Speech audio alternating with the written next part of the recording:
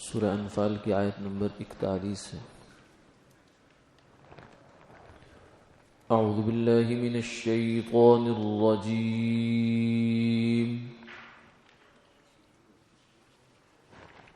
بسم اللہ الرحمن الرحیم۔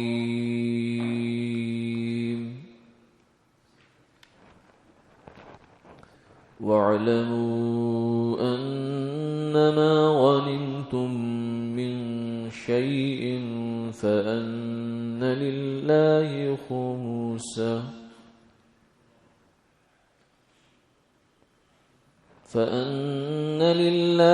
خُمُسَهُ وَلِلرَّسُولِ وَلِذِي الْقُرْبَى وَالْيَتَامَى وَالْمَسَاكِينِ وَابْنِ السَّبِيلِ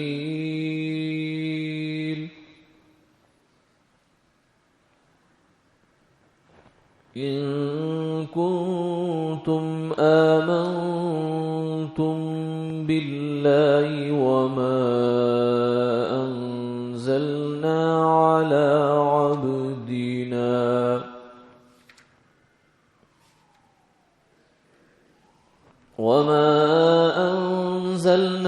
على عبدنا يوم الفرقان يوم التقى الجمعان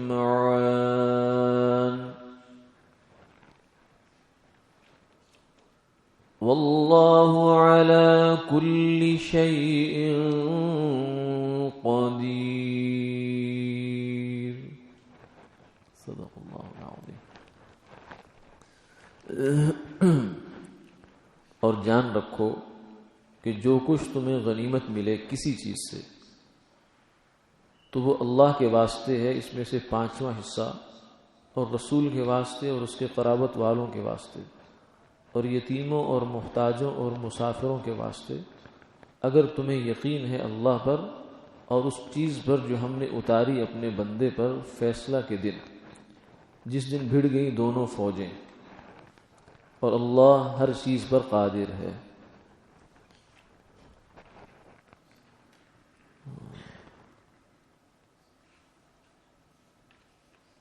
سورہ انفال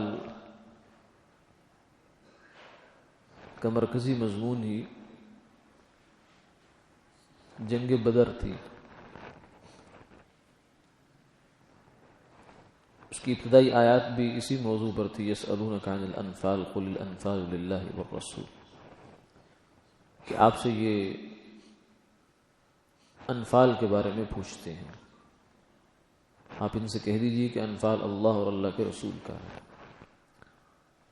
انفال جمع ہے نفل کی، نفل کہتے ہیں اضافی چیز کو جو بغیر ذمہ داری کے انسان کے پاس آئے۔ تو یہاں مال غنیمت کو نفل کہا گیا۔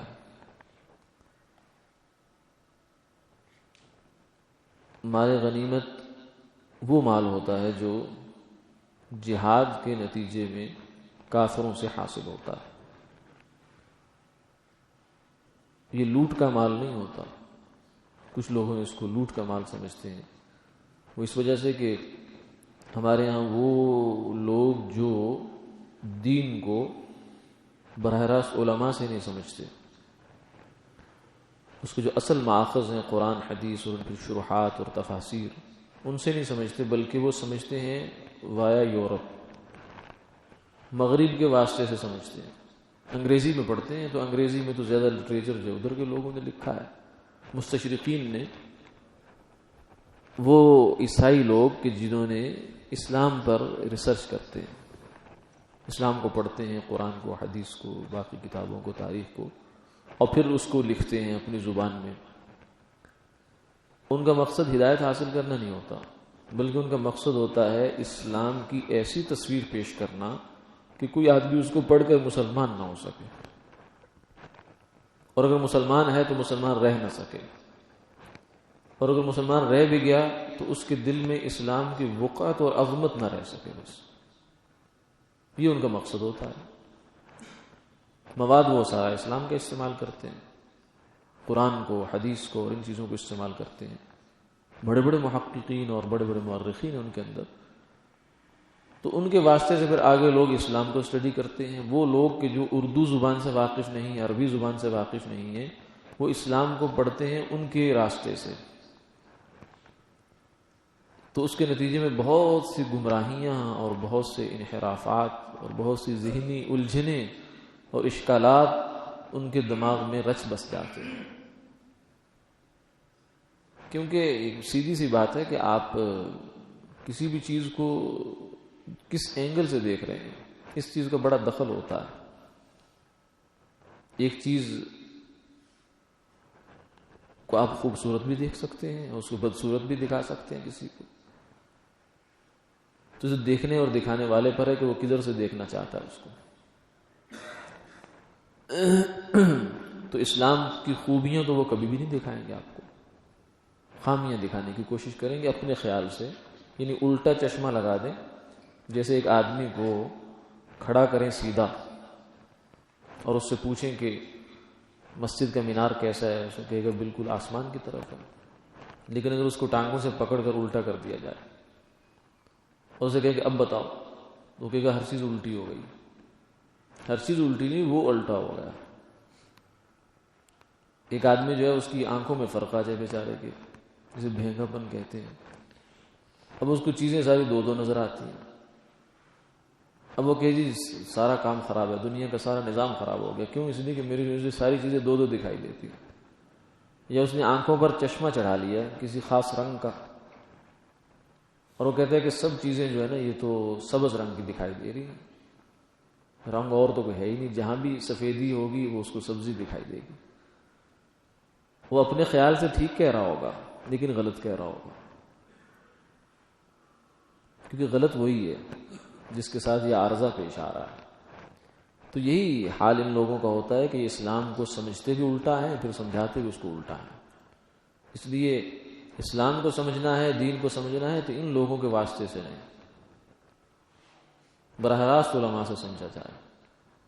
جو صحیح محققین قسم کے علماء راسخین، ان سے سمجھیں کہ اسلام کیا ہے. وہ آپ کو سمجھائیں گے اور آپ کو بالکل اسلام حلوہ لگے گا، بالکل آسان، اس میں کوئی اشکال نہیں، کوئی مسئلہ نہیں ہے، بالکل ہر چیز بالکل اپنی اپنی جگہ پر مکمل. آج ایک بہت بڑا مسئلہ ہماری نوجوان نسل کا یہ ہے، وہ نوجوان نسل جو کالج یونیورسٹی میں پڑھتی ہے. پھر کالج یونیورسٹی میں بھی آگے فرق ہیں، کچھ سرکاری کالجز ہیں، کچھ پرائیویٹ ہیں. پھر پرائیویٹ میں آگے درجہ بندی ہیں، کچھ کیمبرج کو آکسفورڈ کے اور اس طرح کے نصابات پڑھتے پڑھاتے ہیں. تو ہم اپنے خیال میں تو یہی سمجھتے ہیں کہ شاید علم حاصل کر رہے ہیں بس. ایسا نہیں ہوتا. علم کے ساتھ ساتھ بہت کچھ الٹا سیدھا ہو رہا ہوتا ہے. پھر وہ نتیجہ یہ ہوتا ہے کہ وہ بیچارے نوجوان وہاں سے کالج سے بھی الٹی سیدھی باتیں سنیں، پھر وہ جاتے ہیں نیٹ پر، انٹرنیٹ پہ جا کر خود سے اسلام کے اوپر ریسرچ کرنے کی کوشش کر دیتے ہیں. ان کو یہ پٹی پڑھائی جاتی ہے کہ مولوی کے پیچھے نہیں چلنا، عالم کے پیچھے نہیں چلنا. عالم جو ہے نا یہ چیزیں چھپاتا ہے. اب صحیح بات نہیں تمہیں بتاتا، قرآن و حدیث تمہیں نہیں پڑھنے دیتا، تم خود قرآن سمجھو، حدیث سمجھو، یہ کرو وہ کرو، ریسرچ کرو تم. اور وہ بیچارہ کیا کرتا ہے، ایک کو سنتا ہے، ساتھ ہی دوسرا بیٹھا ہوتا ہے، باندھ کے بولی ہوتی ہے وہاں. تو لنڈا بازار لگا ہوتا ہے. جیسے بازار میں 2 نمبر چیز بھی ہے، 1 نمبر بھی ہے، جھوٹا بھی ہے، فراڈیا بھی ہے، نوسر باز بھی ہے، جیب کترا بھی ہے، سب لوگ ہیں وہاں. ایسے ہی یہاں بھی ہے. یہ تو نہیں ہے کہ جو انٹرنیٹ ہے یہ حق و صداقت کا فورم ہے جناب، وہی الہی نازل ہوتی ہیں، فرشتے لے کے سب کچھ بیٹھے ہیں. وہی انسان ہی ہے جو باہر کی دنیا میں وہاں بھی بیٹھتے ہیں. تو وہاں جا کر بیچارہ اور پریشان. پھر شیطان تو اس کے ساتھ ساتھ لگا ہے. شیطان کہتا ہے دیکھ لے یہ کچھ نہیں ہے، یہ مذہب ڈھکوسلا ہے، یہ سب مولویوں کی باتیں ہیں، دائیں بائیں کی باتیں ہیں، کچھ بات پلے پڑتی نہیں ہے ان کی، کچھ سمجھ میں آتا نہیں ہے کہ ہے کیا، کہانی کیا، یہ کہہ رہا ہے، یہ کہہ رہا ہے، فلاں یہ کہہ رہا ہے، چھوڑ دو مذہب کو، چھوڑ دو بس. یعنی اسلام سے برگشتہ ہو جاؤ. تو یہ نتیجہ ہوتا ہے اس آزاد روی کا. تو ہمارے کچھ لوگ جو دین کو سمجھنا چاہتے ہیں مستشرقین کے راستے سے، وہ مال غنیمت کو بعض دفعہ ترجمہ لوٹ سے کر دیتے ہیں. ایک دفعہ ہمارے ملک کے ایک سربراہ ہیں، انہوں نے بھی یہ ترجمہ کر دیا تھا اپنی کسی سپیچ کے اندر، تقریر کے اندر، مال غنیمت کو لوٹ کا مال کہہ دیا. حالانکہ لوٹ کیا ہے اور مال غنیمت کیا ہے؟ مال غنیمت اطیب الاموال ہے. سب سے پاکیزہ مال جو انسان کما سکتا ہے اس دنیا میں رہتے ہوئے، وہ سب سے پاکیزہ مال مال غنیمت ہے۔ تجارت ٹھیک ہے بہت فضیلت رکھتی ہے، ملازمت بھی فضیلت رکھتی ہے، الکاسب حبیب اللہ، آپ نے اس کا مزدور کا ہاتھ چوما ہے، اس کو حوصلہ افزائی کی ہے، یہ سب کچھ ہے، اپنی جگہ ہے، لیکن فرمایا کہ اطیب الاموال ہے یہ جو مال غنیمت سے حاصل ہوتا ہے، گویا کہ وہ اللہ کی عطا ہے، کیونکہ وہ مال اللہ کا ہے۔ اصل میں ہر چیز تو اللہ کی تھی، اللہ نے مسلمان کو دے دی تھی انسان کو دی تھی استعمال کرنے کے لیے کہ چل تو اس کو استعمال کر، هو الذی خلق لکم ما فی الارض جمیعا، اور دوسرا جو ہے وہ تمہارے ہی چوپائے ہیں، تمہاری چیزیں ہیں، تمہارا یہ سب کچھ کہہ دے بیٹا تمہارا ہے، تمہارا، جیسے ہم کہہ دیتے ہیں بچے کو یہ سب تمہارا ہے، تو اللہ تعالیٰ نے کہہ دیا تمہارا ہے سب، لیکن ساتھ ایک شرط لگا دی کہ یہ جب تک تمہارا ہے جب تک تم ہمارے ہو، اگر تم نے ہم سے روگردانی کی تو پھر ہم سب کچھ واپس کھینچ لیں گے۔ تو جو انسان کافر ہو جاتا ہے، اللہ کی توحید کا انکار کر دیتا ہے، اسلام کا انکار کرتا ہے، انبیاء علیہ السلام کا انکار کرتا ہے، وہ باغی ہوتا ہے اللہ کا۔ اب اس کو یہ حق نہیں حاصل کو اس دھرتی پر زندہ رہے۔ بادشاہ اپنے باغی کو ایک دن کے لیے نہیں چھوڑتا، بلکہ بغاوت کی بو کو بھی نہیں چھوڑتا، وہ بغاوت تو بہت اگلا مسئلہ ہے۔ تو اللہ تعالیٰ کا تو پھر بھی کرم ہے کہ اسے زندہ رکھتے ہیں، اس کو سانس دیتے ہیں، اس کو کھانا دیتے ہیں، اس کو روزی دیتے ہیں، اس کو جینے کا حق دیتے ہیں، لیکن ساتھ اس کو مسلط کر دیتے ہیں اپنے لوگوں کو، کہتے ہیں کہ اس کو جاؤ، اس کو سمجھاؤ جا کر کہ اللہ کے بندے بن جاؤ، ورنہ تمہارا انجام اچھا نہیں ہے۔ پھر مجاہدین جاتے ہیں جو اللہ کے ماننے والے ہیں، اللہ کی طرف سے ان کی ذمہ داری ہے کہ جاؤ، اللہ ابتعاثنا لنخرج العباد من عبادت العباد الى عبادت رب العباد، اللہ نے ہمیں بھیجا ہے۔ صحابہ جب گئے قیصر و کسریٰ کے سامنے تو یہ کہا کہ ہم خود نہیں آئے، انہوں نے کہا کیوں آئے ہو تمہیں مال چاہیے تو ہم دے دیتے ہیں تمہیں، تم شاید قحط سالی سے تنگ آ گئے ہو، عرب میں نہ کوئی غلہ اگتا ہے، نہ کوئی تجارت کا خاص نظم ہے، تو تم لوگ تنگ آ گئے ہو، ہم تمہیں دے دیتے ہیں مال۔ انہوں نے بات کو بہت ہی سادہ سمجھا، تو صحابی نے آگے سے کہا اللہ ابتعاثنا، کسی بھول میں نہ رہنا، ہم خود نہیں آئے، ہمیں اللہ نے بھیجا ہے۔ کس لیے بھیجا ہے؟ لنخرج العباد من عبادت العباد الى عبادت رب العباد، کہ بندوں کی غلامی سے نکال کر اللہ کی غلامی میں لے آئیں۔ من جور الادیان الى عدل الاسلام، اور جو مختلف ادیان نے مسخ شدہ دین جو دنیا میں تھے، کیونکہ مسخ شدہ دین بڑا خطرناک ہو جاتا ہے۔ دین تو بہت اعلیٰ چیز ہے، لیکن اگر اس کا تصورات مسخ کر دیے جائیں، تحریف ہو جائے اس کے اندر، تو پھر اتنا ہی خطرناک ہو جاتا ہے۔ لوگ اس کو بہت اچھا سمجھ کے استعمال کرتے ہیں، جیسے ڈالڈے کو اگر دیسی گھی بنا کر پیش کیا جائے تو وہ تو آدمی اس کو سمجھے گا دیسی گھی سمجھ کر استعمال کرے گا، اور ہوگا بہت نقصان میں۔ تو من جور الادیان الى عدل الاسلام، جو دینوں نے ظلم کر رکھے ہیں لوگوں پر، ان سے نکال کر اسلام کے خالص جو مذہب ہے اللہ کی طرف سے، ان الدین عند اللہ الاسلام، اس کے عدل سے ہم کنار کرنے آئے ہیں۔ تو اللہ تعالیٰ بھیجتے ہیں پھر اپنے بندوں کو کہ جاؤ ان کو سمجھاؤ، وہ پھر سمجھاتے ہیں، کہتے ہیں اسلموا تسلموا، مسلمان ہو جاؤ ورنہ کام خراب ہے۔ اگر وہ مسلمان ہو جائیں تو پھر کہتے ہیں ہماری تمہاری کوئی لڑائی نہیں، یہ زمین تمہاری، یہ ملک تمہارا، یہ سب کچھ تمہارا، ہم تم سے کوئی مال لینے کے لیے نہیں آئے۔ لیکن اگر تم مسلمان نہیں ہوتے ہو تو پھر دوسرا یہ ہے کہ یہ زمین اللہ کی ہے، اس پر اللہ کا حکم چلے گا، تمہیں اقتدار میں نہیں رہ سکتے، پھر تمہارے پاس اختیار نہیں رہ سکتا اس علاقے کا، اس زمین کا، اس ملک کا، تمہیں محکوم ہو کر رہنا پڑے گا، جزیہ دو۔ پھر اگر وہ اس بات پر آمادہ ہو جائیں جب بھی کوئی لڑائی نہیں، ٹھیک ہے، لیکن اگر وہ اس پر بھی آمادہ نہیں ہوتے تو پھر کہتے ہیں تیسرا آپشن یہ ہے کہ پھر تلوار فیصلہ کرے گی میدان میں آ کر کہ اس اللہ کی اس دھرتی پر رہنے کا حق تمہیں حاصل ہے یا ہمیں حاصل ہے، پھر جہاد ہوتا ہے۔ تو یہ دعوت ان کو دی جاتی ہے۔ اگر ان کو اسلام کے بارے میں کوئی شبہ ہو، سمجھنا چاہ رہے ہیں تو سمجھایا جاتا ہے۔ علماء کی بھی ذمہ داری ہوتی ہے، یہ نہیں ہے کہ جہاد جو ہے بس ایسے چڑھ دوڑنا ہے کسی علاقے پر، نہیں، اصل مقصد اعلاء کلمت اللہ ہے کہ اللہ کا دین بلند ہو جائے، غالب ہو جائے، لیکن اس کی ترتیب یہ ہے۔ پھر تیسرے نمبر پر یہ ہوتا ہے کہ جہاد ہوتا ہے، جنگ ہوتی ہے، پھر اس کے نتیجے میں اگر کافر مغلوب ہو جاتے ہیں تو ان کے مال جو ہے وہ مسلمانوں کے ہاتھ میں آتے ہیں. تو اس طریقے سے جو مال حاصل ہوتا ہے اسے مال غنیمت کہا جاتا ہے. تو اس کے بارے میں کیا فرمایا کہ یہ اطیب الاموال ہے، کیونکہ یہ صرف اللہ کے لیے حاصل کیا گیا ہے. اس کے اندر جو ہم عام اموال ہم لوگ حاصل کرتے ہیں، ہر روز چیزیں خرید کے لاتے ہیں بازار سے، ہم تجارت کرتے ہیں، جو کچھ کرتے ہیں، وہ پیسہ یا وہ مال پتہ نہیں کتنے ہاتھوں سے نکل کے چلتا ہے. ایک گندم ایک کھیت سے نکلتی ہے، کتنے ہاتھوں سے ہوتے ہوتے ملکیت بدلتے بدلتے ہمارے منہ میں لقمہ بن کے آتی ہے. تو کتنے اس میں کوئی مسلمان آیا، غیر مسلم آیا، حلال کمانے والا، حرام کمانے والا، کیسی کمائیاں، کیسے سلسلے، وہ سب چیزیں بیچ میں رہتی ہیں. لیکن جو مال غنیمت ہے یہ یوں سمجھے کہ براہ راست اللہ کی طرف سے عطا ہو گیا. جب کافر مغلوب ہو گئے تو ان کا سارا مال فرمایا وَعَلَمُ أَنَّمَا غَنِمْتُم مِّن شَيْءٍ فَأَنَّ لِلَّهِ خُمُسَهُ. تو اب مال تو قُلْ الْأَنفَالُ لِلَّهِ وَالرَّسُولُ ہو گیا، یہ مال اللہ کا ہو گیا. اب اللہ تمہیں اختیار دیتے ہیں کہ اس مال کو 5 حصوں میں برابر بانٹ لو، جن میں سے 4 حصے مجاہدین کو ملیں گے جنہوں نے جہاد کیا ہے، اور 5واں حصہ جو اس کے پھر آگے مزید 5 حصے ہو جائیں گے. ایک حصہ للہ، دوسرا للرسول، تیسرا لذو القربى، چوتھا یتامہ، 5واں مساکین وابن السبیل. اس میں اللہ کا جو حصہ ہے وہ تو برکت کے لیے، کیونکہ اللہ تعالیٰ کو تو مال چاہیے نہیں. باقی 5 مصارف ہو گئے. حضور صلی اللہ علیہ وسلم اور آپ کے جو خاندان کے لوگ ہیں قریبی وہ لوگ، وہ پھر یتیم جو مسلمان معاشرے میں یتیم بچے ہیں وہ، اور مسکین جن کے پاس کچھ نہیں، نادار ہیں وہ، اور مسافر. یعنی یہ 5واں حصہ مال غنیمت کا یہ ان 5 مدوں میں استعمال ہوگا. باقی 4 حصے مجاہدین میں تقسیم ہو جائیں گے.